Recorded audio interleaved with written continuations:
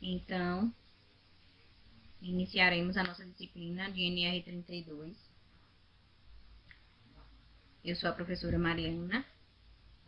Daremos continuidade à nossa aula e revisar um pouco do início da primeira aula. O que é NR32? NR32 é uma legislação do Ministério do Trabalho e do Emprego, criada com o intuito de proteger e dar segurança aos trabalhadores da área de saúde. Então, é uma lei que não foi criada pelo Ministério da Saúde, e sim pelo Ministério do Trabalho e do Emprego. NR significa Norma Regulamentadora número 32, e existem outras normas regulamentadoras, né? Mas a Norma Regulamentadora 32 é direcionada especificamente para todos os profissionais que trabalham na área de saúde. E não só os que trabalham diretamente na assistência, mas também todos aqueles que fornecem algum tipo de serviço, sim, na área da saúde. Então, ele estabelece medidas para proteger a segurança e a saúde dos trabalhadores de saúde.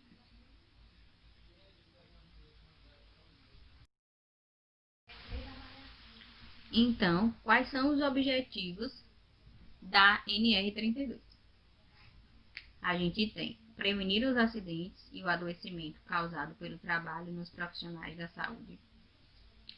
Os profissionais de saúde são uma das profissões que mais estão expostas ao adoecimento, né? E exposta também a acidentes. Então, por isso que foi criada essa norma. Ela recomenda para cada situação de risco a adoção de medidas preventivas e a capacitação dos trabalhadores para um trabalho seguro. Então, é necessário que se preveja o acidente, né? Que se faça uma programação, que se faça um planejamento e que se crie medidas preventivas e que capacite, que oriente e que informe a esse funcionário como funciona esse tipo de medida preventiva, para que ele possa colaborar também com a proteção dele. A proteção dele é a proteção do outro também. Eliminar ou controlar condições de risco presentes nos serviços de saúde. Claro que haverão situações em que o risco vai ser inevitável, né? Mas haverão situações que o risco ele pode sim ser eliminado. Então, por isso a importância de se enfatizar a questão do eliminar o risco quando se é possível e controlar o risco que não é possível ser eliminado. E sempre ser enfático nisso, de tentar controlar, tentar minimizar os danos, tentar minimizar os riscos, expor o mínimo possível o trabalhador da área de saúde.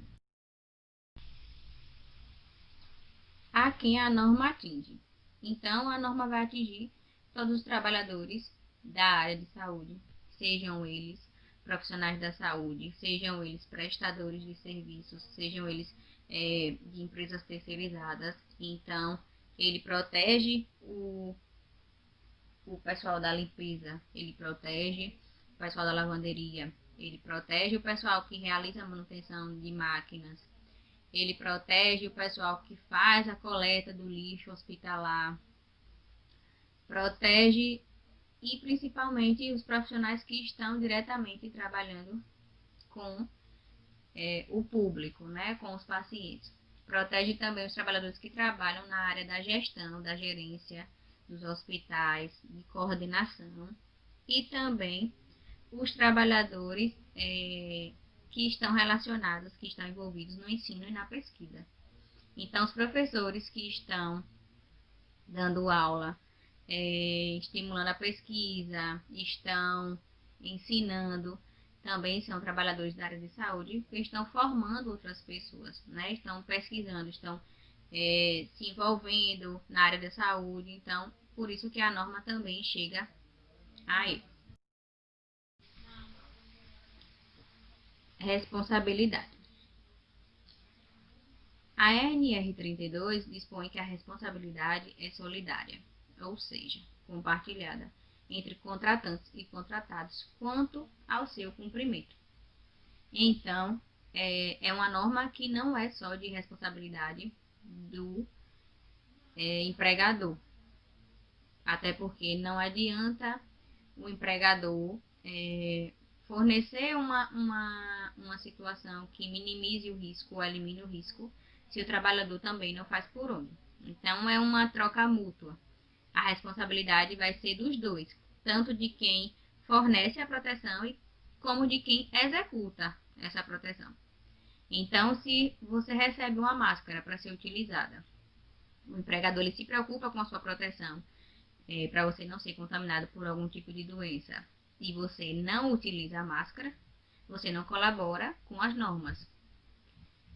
E outra coisa que acontece é que a norma regulamentadora 32 aponta as responsabilidades do empregador e os direitos e deveres do trabalhador com relação à segurança e à saúde. Então, se o trabalhador ele sofre algum tipo de acidente no trabalho, mesmo usando o equipamento de proteção individual ou equipamento de proteção coletivo, ele tem o direito sim de ser indenizado, tem o direito de receber o suporte da empresa, o cuidado da empresa, é direito dele. Mas ele tem o dever também de usar os equipamentos de proteção individual, de zelar pelas normas de... ele tem a obrigação de minimizar os riscos, de eliminar os riscos também. Entendeu? Então, não é só uma situação do empregador, mas do empregado também. E a enfermagem é uma área que está exposta a diversos riscos, muitos riscos mesmo no ambiente de trabalho. Riscos além de outros tipos de trabalhos, né? Então, a gente vai ter o risco biológico. Mais para frente a gente vai ter conhecimento do que é o risco biológico. A gente vai ter o risco químico, risco físico, os riscos ergonômicos. Então, são situações que a gente vai aprender mais para frente. Mas sabendo que esses são os riscos que o profissional da área de saúde corre. Então, são diversos, 4 a 5 riscos. Então, a gente já sabe, vocês que estão agora adentrando a área de saúde, já sabem, vão aprender o que é que vocês estarão expostos para quando começar a atuar no mercado de trabalho ou no estágio, já saber o que espera por vocês. Mais para frente. Então, a gente vai ter o risco biológico. Entre aqueles riscos que a gente viu, a gente vai ter conhecimento um pouco dos riscos biológicos. Tudo que é relacionado a risco biológico dentro da área de saúde vai ter esse símbolo que vocês estão vendo em amarelo. Então, ele vai sempre ser identificado. E caso ele não venha com o nome risco biológico embaixo, e ele tiver esse símbolo, vai ser um risco biológico. Então, vocês já começam a identificar, né, os sinais dentro da unidade de saúde. Então, qualquer imagem dessa, que mesmo que não tenha esse nome risco biológico, mas tenha esse desenho do triângulo e essa forma geométrica dentro do triângulo, a gente vai ter um sinônimo de risco biológico. E não necessariamente ele vai vir sempre na cor amarela, certo? Ele pode vir também em outras cores. Mas sempre se atentando que aquilo ali, tudo que tiver dentro ou do recipiente ou do saco que tenha essa marcação de risco biológico, é para você se atentar que você pode se contaminar naquilo ali. Riscos biológicos, o conceito, né, de agente biológico. Agentes biológicos são micro-organismos. Então, são seres invisíveis e são seres que contaminam os seres humanos. Eles podem ser geneticamente modificados ou não. Ele pode ser culturas de células. Eles podem ser parasitas, podem ser as toxinas, os prions. Então, até as estruturas e alguns compostos dos micro-organismos podem sim trazer essa exposição e trazer a contaminação. A gente tem nessa imagem aí a representação de alguns vírus, né? E para vocês terem uma noção, eles diferenciam-se um pouco, mas basicamente a estrutura deles se aproxima. Os riscos biológicos, eles também se classificam em 4 grupos. A gente vai ter o risco 1, que é o baixo risco individual para o trabalhador e para a coletividade, com baixa probabilidade de causar doença ao ser humano. No próximo slide eu vou mostrar a imagem a vocês para ficar um pouco mais claro o conteúdo. O risco número 2, a classe de risco número 2, a gente vai ter o risco individual moderado para o trabalhador e com baixa probabilidade de disseminação para a coletividade. Podem causar doenças aos seres humanos, para as quais existem meios eficazes de profilaxia ou tratamento. Já o risco 3 é o risco individual elevado para o trabalhador e com probabilidade de disseminação para a coletividade. Podem causar doenças e infecções graves ao ser humano, para as quais nem sempre existem meios eficazes de profilaxia ou tratamento. E o risco 4, risco individual elevado para o trabalhador e com probabilidade elevada de disseminação para a coletividade. Apresenta grande poder de transmissibilidade de um indivíduo para o outro, podem causar doenças graves ao ser humano, para os quais não existem meios eficazes de profilaxia ou de tratamento. Então, a gente vai ver no próximo slide, de forma exemplificada, cada um desses riscos. Então, a gente vai ter aqui o risco 1. O risco 1 tem tanto a baixo risco de contaminação individual e baixo risco de contaminação coletiva. Então, a gente vai ter os lactobacilos, que são essa estrutura que está representada nessa imagem, identificada como risco 1. Os lactobacilos são bactérias são fungos que vivem no nosso intestino, que vivem nas mulheres no canal vaginal. Então, são fungos que vivem no nosso corpo de forma pacífica, certo? E acaba que ele colabora com a digestão e com o controle da flora intestinal, da flora vaginal, e serve para esse equilíbrio. Então, não tem o poder de causar nenhuma patogenicidade no indivíduo, e você também não transmite de um para o outro. Já o risco 2, a gente vai ter a Entamoeba coli,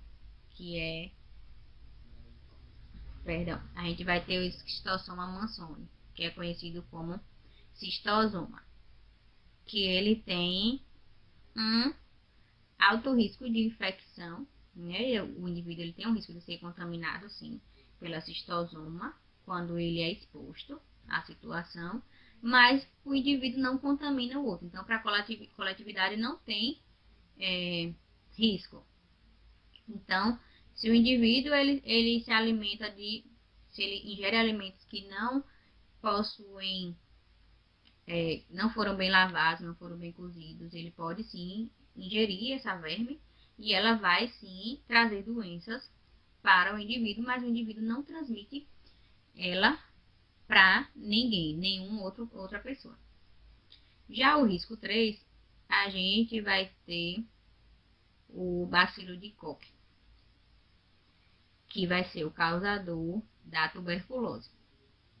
A tuberculose, ela tem sim um grande risco de infecção, né? Já é um pouco mais intenso. Então, ela pode sim contaminar o indivíduo e ela pode sim contaminar a coletividade, mas o indivíduo, quando ele inicia o tratamento da tuberculose, com 15 dias ele já não contamina mais ninguém, certo? Então, é uma situação diferente. Sim, tem um risco de contaminação alto, tem um risco, sim, de contaminar também a coletividade, mas a gente possui um tratamento específico. E esse tratamento, ele é efetivo, feito corretamente, feito fazendo o uso correto da medicação, o paciente ele para de contaminar os outros e ele fica curado. Já o risco 4, a gente está vendo o vírus do SARS-CoV-2, que é o vírus do Covid.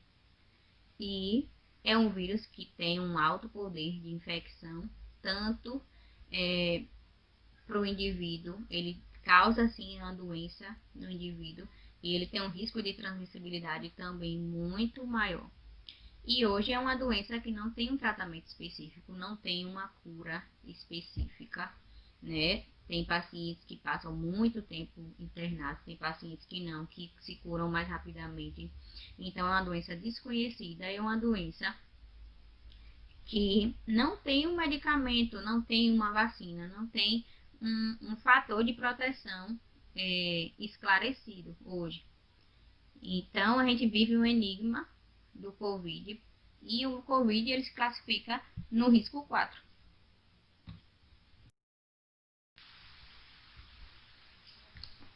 E a gente tem um programa, né, um programa chamado de PPRA, que é o Programa de Prevenção de Riscos Ambientais.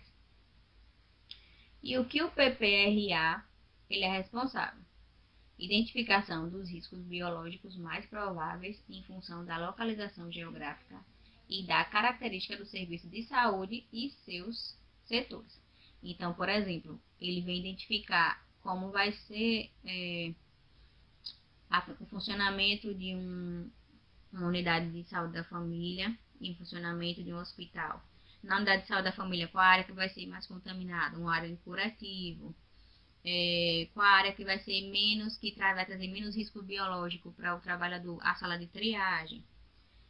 No hospital a mesma coisa, então, vamos dizer que na triagem traga menos risco ao trabalhador, ou então dentro das enfermarias e dentro do centro cirúrgico traga mais riscos de contaminação. Então, o trabalhador no posto de enfermagem, ele tem menos risco de se contaminar do que dentro de um centro cirúrgico. Então, ele vem para identificar isso, qual local traz mais ou menos risco de contaminação do trabalhador da área de saúde. Então, a gente tem fonte de exposição e reservatório.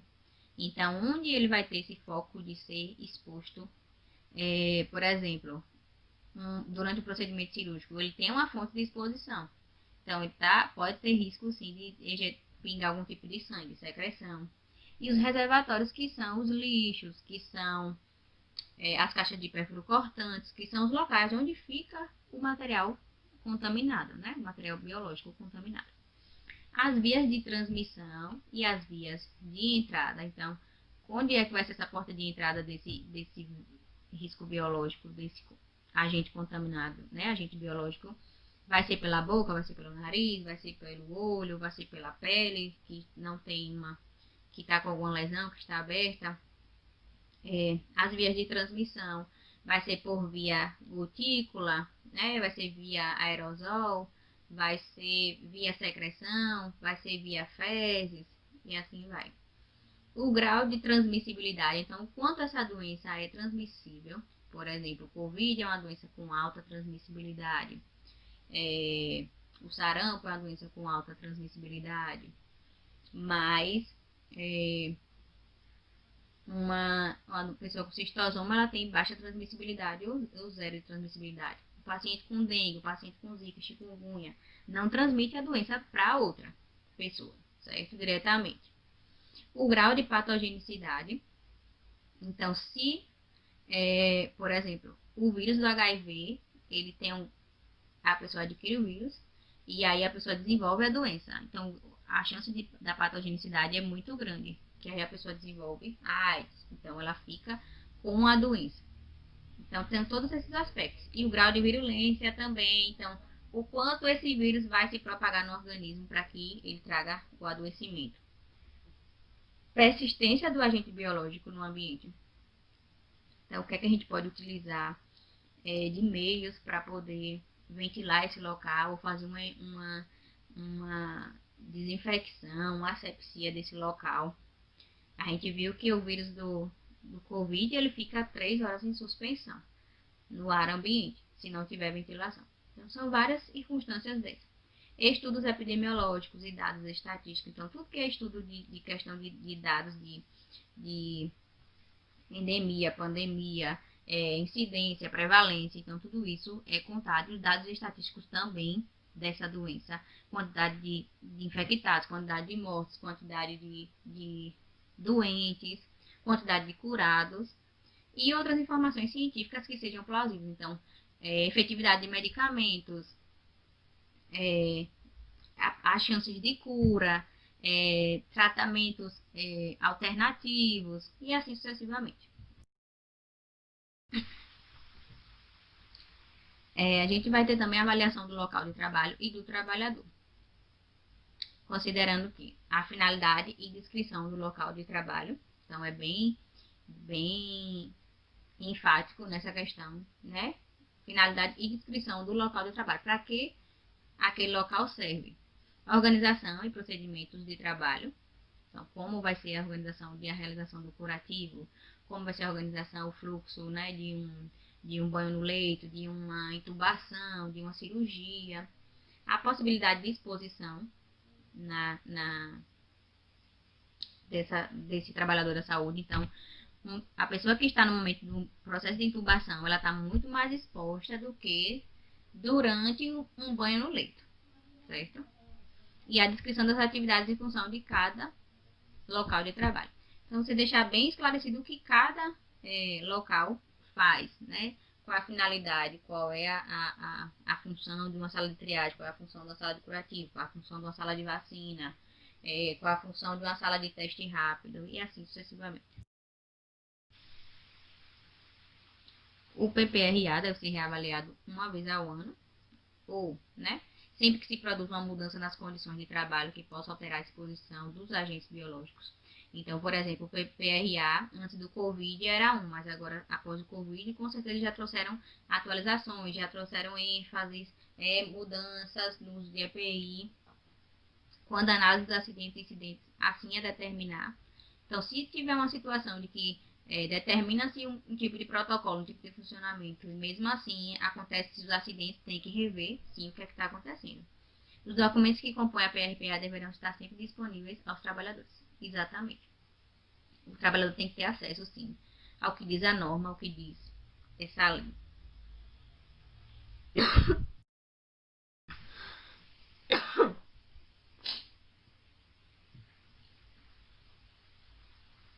E a gente vai ter também Programa de Controle Médico de Saúde Ocupacional, PCMSO.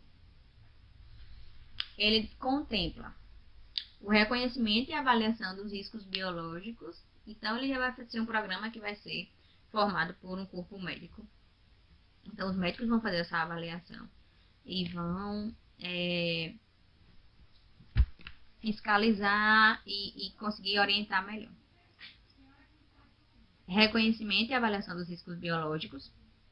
Localização da área de risco segundo os parâmetros.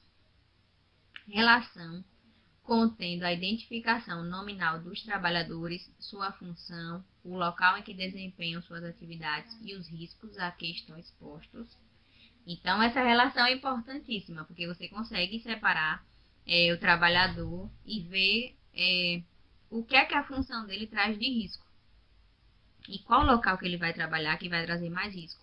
Por exemplo, ele é da limpeza, quando ele vai limpar a triagem, ele não tem tanto risco, porque não tem nenhum pérfuro cortante, não vai ter nenhum material biológico ou muito pouco. Diferente de uma sala de curativo, diferente de uma sala de medicação, que vai ter muito mais material contaminado. Então, vai ter muito mais exposição desse trabalhador. Vigilância médica dos trabalhadores potencialmente expostos. Então, está sempre em controle, em vigilância desses trabalhadores. Está sempre pedindo exames, exame de controle, exame de rotina, para ver a exposição desse paciente, desse trabalhador, se ele já se expõe a algum tipo de contaminação, se expôs, né? E o programa de vacinação, que é importantíssimo. Sempre o trabalhador está sempre nessa vigília do cartão de vacina do trabalhador. E caso o trabalhador não esteja com seu cartão de vacina em dias, que traga-se sim a vacinação para dentro do local de trabalho, para a gente garantir que esse trabalhador ele vá ter a sua vacina e o seu cartão de vacina atualizado, que ele não seja exposto sem necessidade. Sempre que houver transferência permanente ou ocasional de um trabalhador para um outro posto de trabalho que implique uma mudança de risco, esta deve ser comunicada de imediato ao médico coordenador, o responsável pelo programa de saúde ocupacional. Para quê? Para ver se esse paciente, ou esse trabalhador, ele vai ter muito mais risco do que o seu local anterior, ou não, ou se ele vai ter menos risco. E principalmente fazer exames nele para ver, por exemplo, caso ele se contamine em alguma situação, ou então diga que adquiriu alguma doença, para você ter um respaldo para dizer assim, não, quando você estava nesse setor você não estava contaminado, mas agora você está, pelo risco que você tem. E até assim, você orientar esse trabalhador nesse novo local de trabalho, nesse novo setor que ele está, da exposição, dos cuidados que ele tem que ter, porque agora é um setor diferente do que ele trabalhava anteriormente. Então, é isso. Daqui a pouco eu mando a atividade para vocês, tá certo? E aí a gente combina a nossa próxima aula no grupo.